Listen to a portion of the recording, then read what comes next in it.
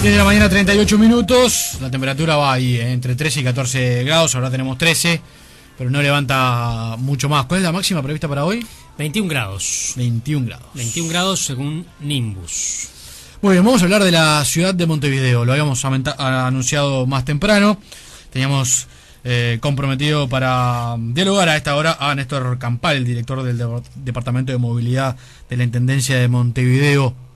¿Un hierro caliente esta dependencia de la Intendencia? Un hierro caliente y además a partir del año que viene, centro en la campaña. Es uno de los temas de campaña de cara a las departamentales. Así que lo vamos a escuchar varias veces, me imagino. Así como lo escuchamos varias veces sobre distintos temas a su antecesor Gerardo Urce. ¿Cómo le va, Campal? Buen día. Muy buenos días para ustedes. ¿Cómo ¿Para están? ustedes un hierro caliente también? No, de ninguna manera.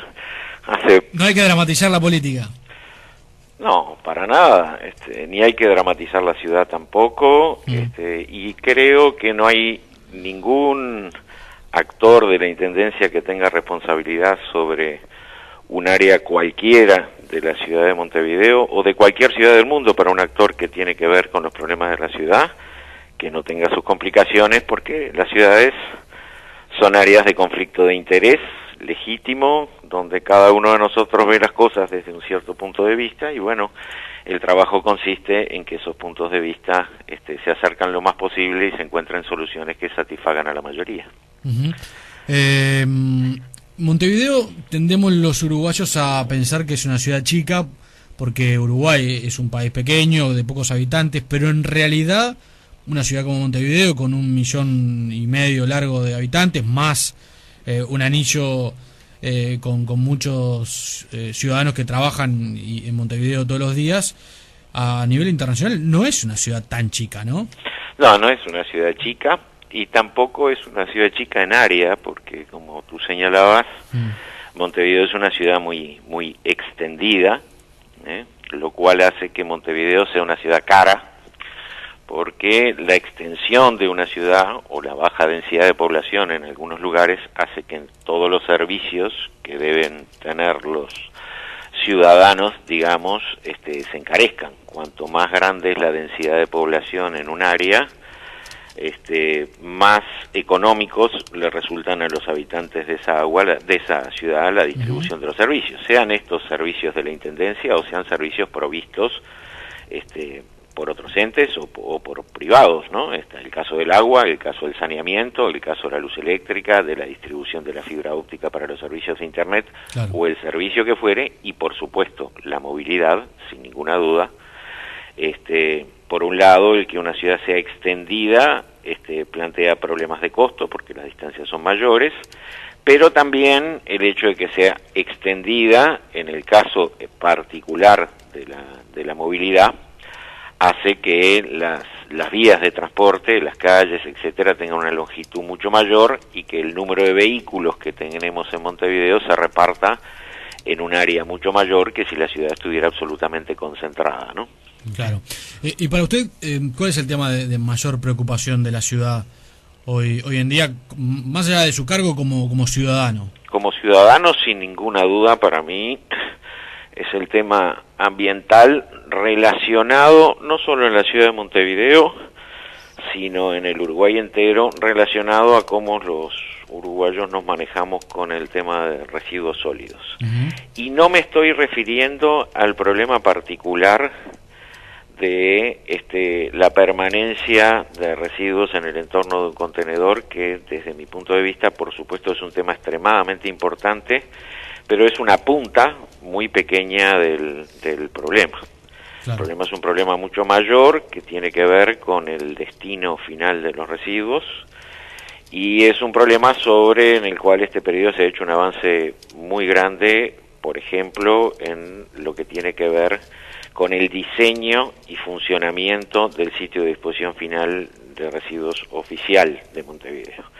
Sin embargo, seguimos teniendo muchísimos problemas relacionados al manejo de los residuos que impactan, por ejemplo, sobre la red de saneamiento, sobre los costos de la ciudad, sobre la limpieza de las playas, y este es un tema que tiene dos puntas. Primero, la operativa necesaria para que eso no ocurra, y en segundo lugar el comportamiento individual de cada uno de los que conformamos la sociedad, que por complementación ambos son los que definen la calidad de un sistema, ¿no?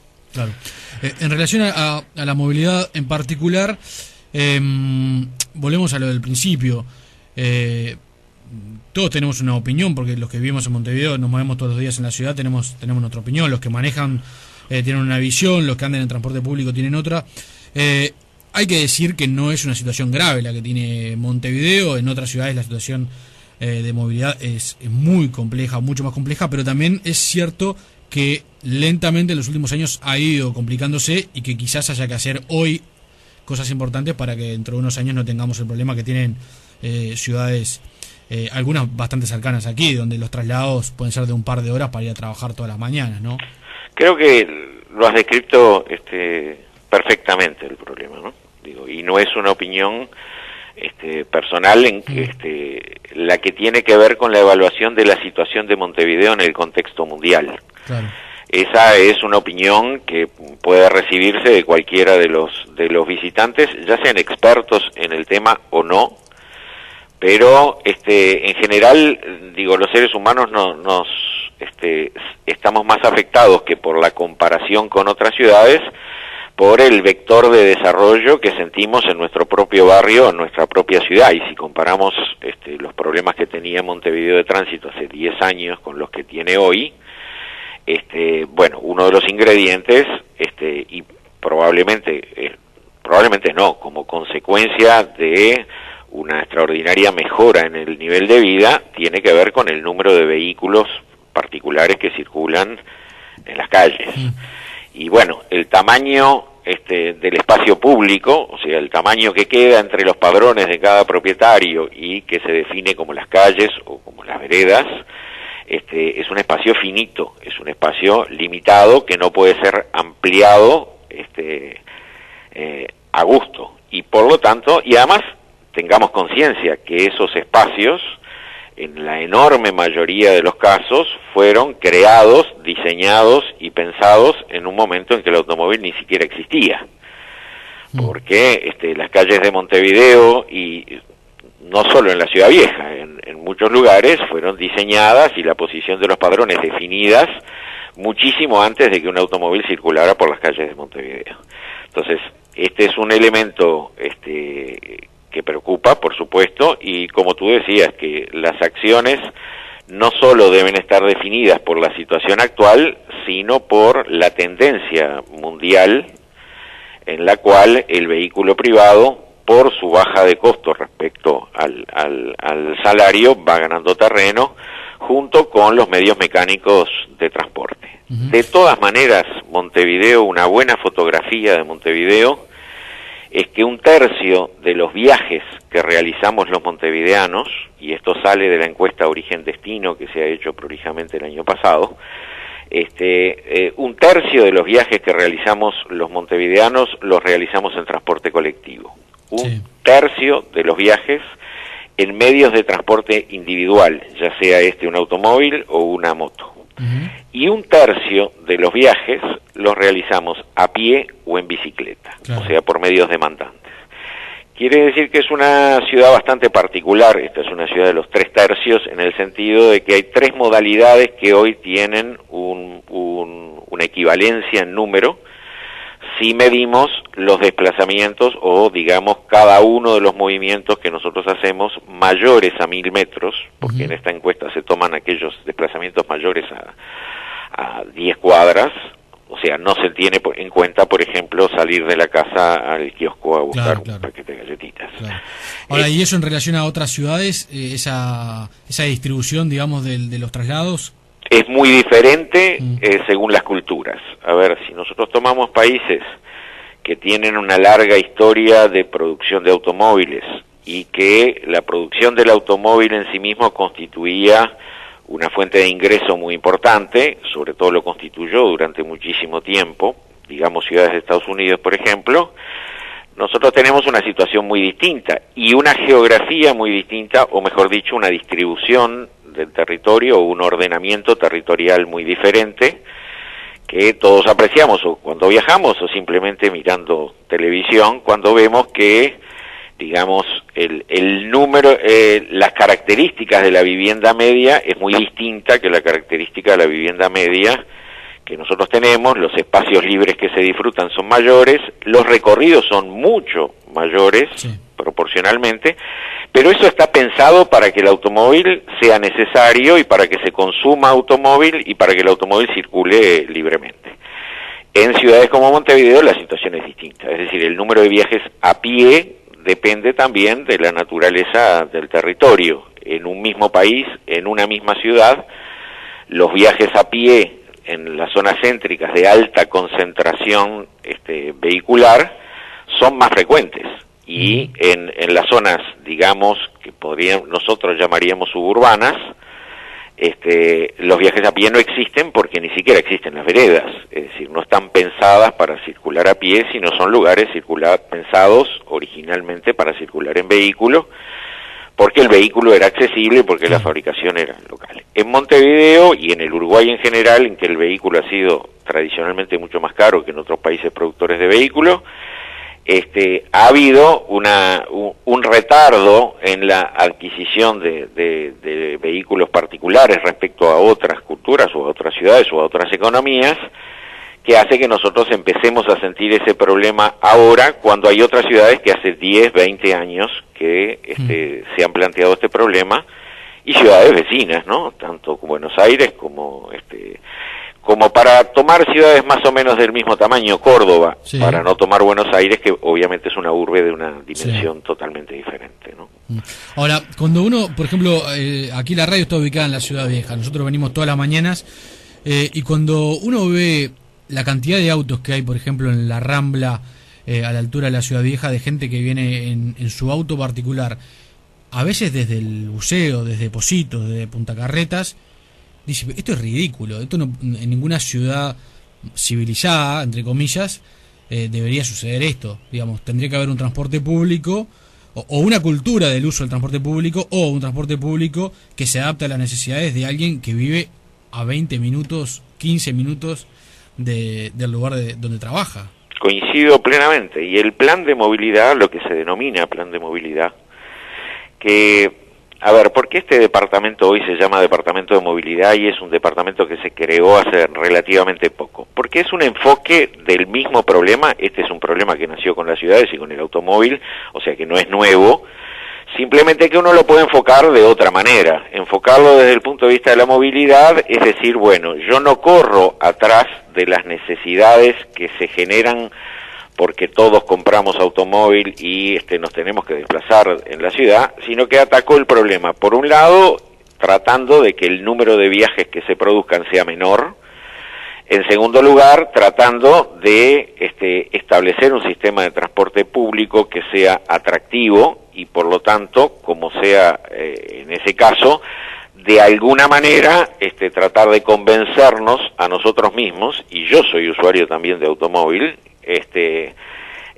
tratar de convencernos a nosotros mismos que muchas veces andar moviendo 1 tonelada para llevar a 80, 90 kilos o menos es, desde el punto de vista físico, como decías tú, casi ridículo. Sí. Pero no nos olvidemos que todos hemos sido permeables, yo tengo casi 60 años, hemos sido permeables y somos permeables a ese símbolo que aparece constantemente en la propaganda de todos los automóviles, lo que lícitamente un fabricante de automóviles nos muestra, que es ese concepto de libertad, digamos, que da el vehículo privado. Ahora, ese concepto de libertad, y yo invito a los oyentes a mirar con atención todas las propagandas de automóviles, todas ellas muestran un automóvil circulando en una calle vacía, como si nadie más existiera, solo nosotros, porque la propaganda apunta a nuestra voluntad. Y entra.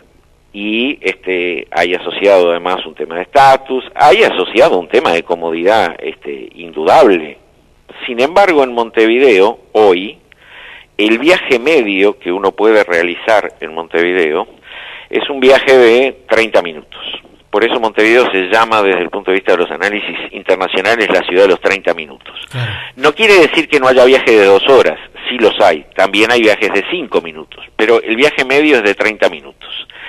Si ese viaje es efectuado por transporte privado, y nosotros sumamos, como debemos hacerlo lógicamente, los tiempos de ir al estacionamiento a buscar el auto, o tomarlo del estacionamiento, dejarlo, estacionarlo y llegar al destino real, y lo comparamos también con los tiempos que resultan de salir a buscar un transporte público, esperar el transporte público y llegar al lugar de destino, los tiempos no están demasiado distanciados. No. En el vehículo privado, esos tiempos promedio andan en los 23 o 24 minutos. Sí, y para algunos destinos, además, implica, por ejemplo, por volver a poner el ejemplo del centro de la Ciudad Vieja, dejar el auto en un parking, caminar 2 o 3 cuadras al aire libre, si llueve mojarse, cuando en realidad capaz que el ómnibus para en la esquina. Exactamente. Y el tiempo medio del viaje, que podría ser comparable como tiempo medio, como un índice de la cosa en el transporte público, anda en 30 a 32 minutos. Quiere decir que la diferencia en tiempo ganada es relativamente pequeña. Lo que hay una diferencia en comodidad de acuerdo a cómo cada uno de nosotros percibe la comodidad. Entonces, ¿cuál es la obligación, digamos, que tiene la administración del departamento? La obligación es tomar todas las medidas posibles para hacer atractivo el transporte público y para mejorarlo. ¿Qué es el cambio cultural que puede producirse si eso se hace bien? Bueno, que cada uno de nosotros tome la decisión de decir, bueno, por un lado, el transporte público me sale más barato que el automóvil, lo cual es absolutamente indudable, hoy es indudable, y además de salirme más barato, en realidad contribuye a un mejor funcionamiento de la ciudad si me subo al transporte público que hacerlo en el transporte privado. Ahí hay muchas cosas que tienen que ver con las empresas de transporte, que en algunos casos tendrán que mejorar los tiempos de traslados, o mejorar el servicio, mejorar las frecuencias, mejorar las unidades, pero también hay cosas que dependen de la Intendencia. Y ahí la Intendencia ha hecho una inversión importante, pero a los montevideanos le da la sensación de que hubo mucho dinero o mal gastado, o mal pensada su inversión. Hablo, por ejemplo, del corredor Garzón, hablo de lo que va a suceder con General Flores, donde no está muy claro si se va a seguir adelante o cómo se va a seguir adelante. ¿Cómo ve usted esos temas que obviamente vienen de antes, pero que ya habrá evaluado de que está en el cargo? Sí, no, los he evaluado bastante. Voy a utilizar un poquito el orden inverso para aclararnos. El orden inverso es referirme primero al corredor General Flores y luego a Garzón. Sí. El corredor General Flores tiene y va a tener, en la etapa actual, va a tener una longitud de unos 4.000 metros. Y ese corredor va a ir desde la calle Propios para los más veteranos y Boulevard Valle y Ordóñez para los más jóvenes, hasta la calle Hungría, o sea que tiene un desarrollo de 40 cuadras. Solo para los efectos comparativos y tenerlo en la cabeza, Montevideo tiene 3.000 kilómetros de calles. Estos son 4 kilómetros. El impacto real que se puede producir, tanto a favor como en cualquier otro sentido, es un impacto relativo. No es una avenida poco importante, pero tiene características bien diferentes de las características que tiene el corredor Garzón. Primero porque la geometría del área lo permite, es decir, estamos en un área donde el espacio público es mucho más amplio que lo que era en Garzón, y por lo tanto permite algunas cosas que hoy en Garzón ocurren y que no son buenas, y que no son fáciles de corregir en algún caso. En otros casos no se pueden corregir, y en otros casos sí se pueden corregir y se trabaja en ello. Entendamos que el concepto del plan de movilidad de los corredores es un concepto que se tradujo en obras en este periodo, que no son obras que estén hechas en un lugar donde los problemas de tránsito de la ciudad sean acuciantes. Ni en Garzón, ni en General Flores, y los montevideanos lo sabemos muy bien, había problemas de tránsito acuciantes. Sí. ¿Dónde impactan fuertemente los corredores dándole un uso exclusivo al transporte público? En aquellos lugares donde la condición del tránsito llega a ser tan caótica que el transporte público empieza a tener velocidades tan bajas que es inabordable. Uh-huh. Entonces, se prefirió empezar este plan, que es un plan pensado para muchas vías de tránsito de Montevideo, en aquellas vías de tránsito en las cuales no existían estos problemas y se pudiera operar para analizar los resultados reales. Y también no nos olvidemos que los corredores están pensados no para el sistema actual que tenemos de transporte con múltiples líneas, muchísimas, circulando por la misma ruta, sino que está pensado como una infraestructura adecuada para la circulación de un ómnibus de servicio rápido o lo que se llamaría, digamos, un subte de superficie. Claro. ¿Bien? Ahora, la obra realizada en total, Garzón más General Flores, son 10.000 metros, son 10 kilómetros. Sí. En un total de una longitud de avenidas muy grande. El impacto que puede producir para la mejora va en vías de favorecer fuertemente el transporte público, por lo menos en General Flores eso está bien claro. Uh-huh. De hecho, las modificaciones realizadas en los últimos meses al proyecto de General Flores fueron modificaciones cuidadosamente estudiadas con cada una de las empresas de transporte, o mejor dicho, con el conjunto de las empresas de transporte y acordadas con ellos en el entendido de que van a tener un resultado mejor que los problemas que tenemos hoy en el corredor Garzón. Hoy tenemos problemas en el corredor Garzón, por ejemplo, de que el transporte local y el transporte suburbano deben circular por vías diferentes porque sus velocidades son diferentes. Y la vía central no permite sobrepasos, por lo tanto, se agrega al problema de la circulación el que dos medios que tradicionalmente para los vecinos tenían precios diferentes, pero velocidades diferentes, están obligados a circular a la misma velocidad. Y eso le causa problemas a la gente porque tenía un servicio de otra naturaleza. Y bueno, no se puede causar problemas a la gente, hay que resolverle problemas a la gente.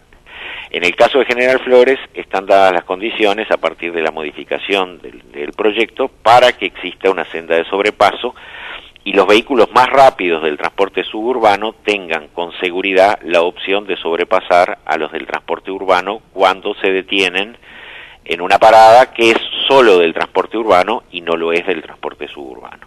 Eso por un lado. Uh-huh. Ahora, el corredor Garzón creo que impone dos penalidades, digamos, a los vecinos y trae otras consecuencias. Está muy bien que analicemos los impactos negativos y yo creo que es por ahí que hay que empezar en todos estos temas, pero también hay que ver la película completa, ¿no? Sí. El corredor Garzón agregó un sinnúmero de cruces semaforizados. O sea que de base teníamos una avenida, y yo trabajé muchos años a orillas del corredor Garzón en la Facultad de Agronomía, teníamos una avenida que era recorrida a veces a velocidades muy por encima de las velocidades permitidas, porque los cruces no eran semaforizados y Garzón tenía una preferencia.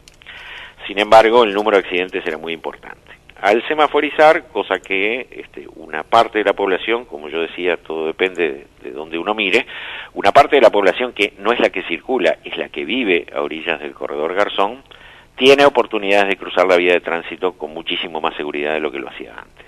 Eso es indudable, y de allí la demanda continua de los vecinos en cada cruce, cuando son vecinos al cruce, de tener la oportunidad de tener un semáforo y cruzar de manera tranquila.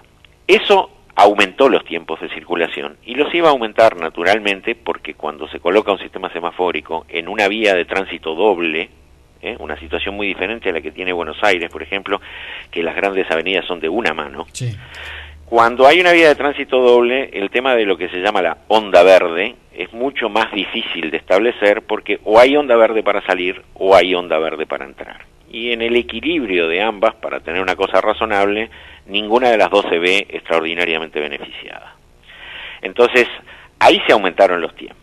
Pero creo que lo que más enojó a muchos vecinos, y con razón desde mi punto de vista, es que ellos estaban acostumbrados a una serie de líneas de transporte que para algunos destinos eran directas.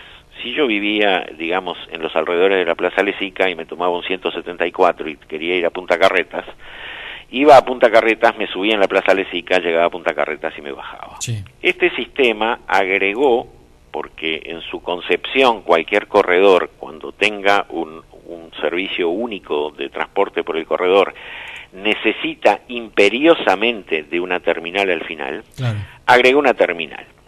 Una terminal que está colocada en un punto que no es el centro de gravedad comercial de la zona, ni es el centro de gravedad cultural de la zona, que es la plaza. Entonces, hay un desplazamiento de ese centro de gravedad por una razón muy simple. No se podía colocar una terminal en una plaza que tiene el significado que tiene esa plaza. Y en realidad uno dice, bueno, cuando uno toma una decisión, la decisión se toma entre lo mejor que uno desea y las posibilidades de acceso al territorio que uno tiene. Eso vale para la Intendencia y vale para cualquiera, por lo tanto se eligió un punto para realizar la terminal que está fuera del centro de gravedad de la zona, y hace que los viajes de muchas personas se prolonguen y hace que se le imponga descender del servicio que él tomó y tomar otro servicio que circula por el corredor para llegar al destino. Eso molesta a muchos, la Intendencia está trabajando fuertemente sobre eso y muy probablemente esa penalidad que tienen muchos vecinos se elimine. Entonces, yo entiendo sí que el corredor Garzón, comparado con la situación anterior y sobre todo la situación de preobra, era una cosa. Pero tú decías una cosa muy importante al principio, nos tenemos que anteceder a los problemas graves. El tiempo que hoy tiene el corredor Garzón para el transporte público es constante de ahora en adelante, está determinado por la secuencia semafórica. El tiempo que va a tener dentro de 10 años es el mejor tiempo que logremos hoy y va a seguir de manera constante. Eso es importante porque si el tránsito en ese lugar se enriquece y esa vía de tránsito se congestiona, de todas maneras se congela una situación que, como tú decías al principio, no será extremadamente buena, pero no es una situación caótica como la que podemos vivir en la Ciudad de México, por ejemplo, para recorrer la misma distancia que recorremos en Montevideo. Entonces, no es fácil para todos comprender una obra de esa naturaleza, y menos comprender un pedazo de una obra en el contexto de una obra mucho mayor, de una inversión que tiene que ir haciendo Montevideo a lo largo de los años, y que solo va a cobrar sentido real cuando toda esa obra esté funcionando adecuadamente y en un contexto donde el transporte, y ya no la obra física, no la ingeniería de la obra, el transporte también tenga que tener una modificación importante. Pero es un desafío para la Intendencia, para los técnicos, obviamente. Claro. Es un desafío integrar un sistema de transporte que puede ser las soluciones que vemos en otras ciudades del mundo, pero que tiene que estar adecuado por sobre todas las cosas a nuestra cultura, porque ninguna solución de la ciudad para ninguno de los problemas puede estar desprovista de la consideración de los aspectos culturales y de las costumbres que cada uno tenemos y de la velocidad a la que somos capaces de cambiar esas costumbres con confortabilidad y sin que nos cause un estrés importante en la vida, que es lo que la Intendencia tiene que hacer responsablemente. Campal, ¿ha dialogado con los vecinos de la zona? Algunos de ellos se han mostrado bastante combativos con la Intendencia, algunos de ellos con notoria vinculación político-partidaria, ¿no? Sí, yo creo que, yo no tengo más remedio que separar el componente partidario o el componente de política partidaria del componente real.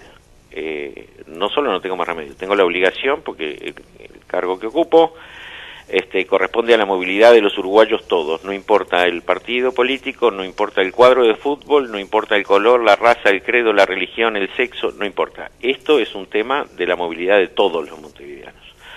Por lo tanto, está bien y cualquier tema de carácter controversial empieza a jugar un papel político importante según la fecha.